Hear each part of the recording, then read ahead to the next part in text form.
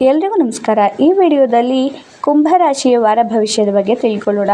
ಈ ವಾರ ಕುಂಭರಾಶಿಯವರಿಗೆ ಹೊಸ ಅವಕಾಶಗಳು, ಕೆಲವು ಮಹತ್ವದ ನಿರ್ಧಾರಗಳು ಮತ್ತು ಆತ್ಮವಿಶ್ವಾಸವನ್ನು ಹೆಚ್ಚಿಸುವ ಸಂದರ್ಭಗಳು ಎದುರಾಗುವ ಸಾಧ್ಯತೆ ಇದೆ.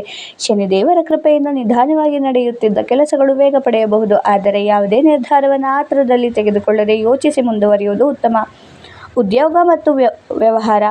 ಉದ್ಯೋಗದಲ್ಲಿರೋರಿಗೆ ಈ ವಾರ ಉತ್ತಮ ಫಲಿತಾಂಶಗಳು ಸಿಗುತ್ತೆ. ಮೇಲಧಿಕಾರಿಗಳಿಂದ ಮೆಚ್ಚುಗೆ ಸಿಗಬಹುದು. ಹೊಸ ಜವಾಬ್ದಾರಿಗಳು ನಿಮ್ಮ ಮೇಲೆ ಬರಬಹುದು. ಕೆಲಸದ ಸ್ಥಳದಲ್ಲಿ ನಿಮ್ಮ ಮಾತಿಗೆ ಬೆಲೆ ಹೆಚ್ಚಾಗುತ್ತೆ.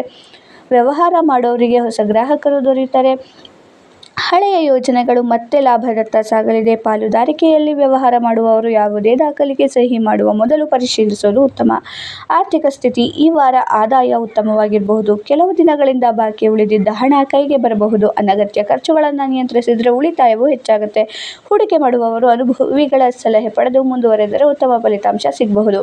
ಕುಟುಂಬ ಮತ್ತು ದಾಂಪತ್ಯ. ಕುಟುಂಬದಲ್ಲಿ ಸಂತೋಷದ ವಾತಾವರಣ ನಿರ್ಮಾಣವಾಗುತ್ತೆ. ಹಿರಿಯರ ಆಶೀರ್ವಾದದಿಂದ ಮನೆಯಲ್ಲಿ ಕೆಲವು ಸಮಸ್ಯೆಗಳು ಪರಿಹಾರವಾಗುತ್ತೆ. ದಾಂಪತ್ಯ ಜೀವನದಲ್ಲಿ ಪರಸ್ಪರ ಅರ್ಥೈಸಿಕೊಳ್ಳುವಿಕೆ ಹೆಚ್ಚಾಗುತ್ತೆ. ಅವಿವಾಹಿತರಿಗೆ ಒಳ್ಳೆಯ ಸಂಬಂಧದ ಮಾತುಕತೆ ಆರಂಭವಾಗುವ ಸಾಧ್ಯತೆ ಇದೆ. ಪ್ರೀತಿಯ ಜೀವನ. ಪ್ರೀತಿಯಲ್ಲಿರುವವರಿಗೆ ತಮ್ಮ ಭಾವನೆಗಳನ್ನು ಸ್ಪಷ್ಟವಾಗಿ ವ್ಯಕ್ತಪಡಿಸೋದಕ್ಕೆ ಉತ್ತಮ ಸಮಯ. ಸಣ್ಣ ತಪ್ಪುಗಳನ್ನು ಅರ್ಥೈಸಿಕೊಳ್ಳುವಿಕೆ ಮಾತುಕತೆಯ ಮೂಲಕ ಪರಿಹಾರವಾಗಬಹುದು. ಸಂಬಂಧದಲ್ಲಿ ನಂಬಿಕೆ ಹೆಚ್ಚಾಗುತ್ತೆ. ವಿದ್ಯಾರ್ಥಿಗಳಿಗೆ ಈ ವಾರ ಓದಿನಲ್ಲಿ ಉತ್ತಮ ಏಕಾಗ್ರತೆ ಇರುತ್ತೆ. ಸ್ಪರ್ಧಾತ್ಮಕ ಪರೀಕ್ಷೆಗಳಿಗೆ ತಯಾರಿ ಮಾಡಿಕೊಳ್ತಿರೋರಿಗೆ ಶುಭ ಸುದ್ದಿ ಸಿಗುವ ಸಾಧ್ಯತೆ ಇದೆ. ಶಿಕ್ಷಕರ ಮಾರ್ಗದರ್ಶನದಂತೆ ಮುಂದುವರೆದರೆ ಉತ್ತಮ ಫಲಿತಾಂಶ ಸಿಗುತ್ತೆ.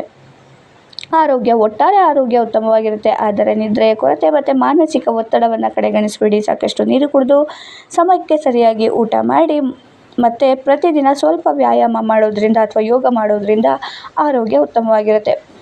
ವಾರದ ಶುಭ ದಿನಗಳನ್ನು ನೋಡೋದಾದರೆ ಸೋಮವಾರ, ಗುರುವಾರ ಮತ್ತು ಶನಿವಾರ ನಿಮಗೆ ಅನುಕೂಲಕರ ದಿನಗಳಾಗಿರಬಹುದು.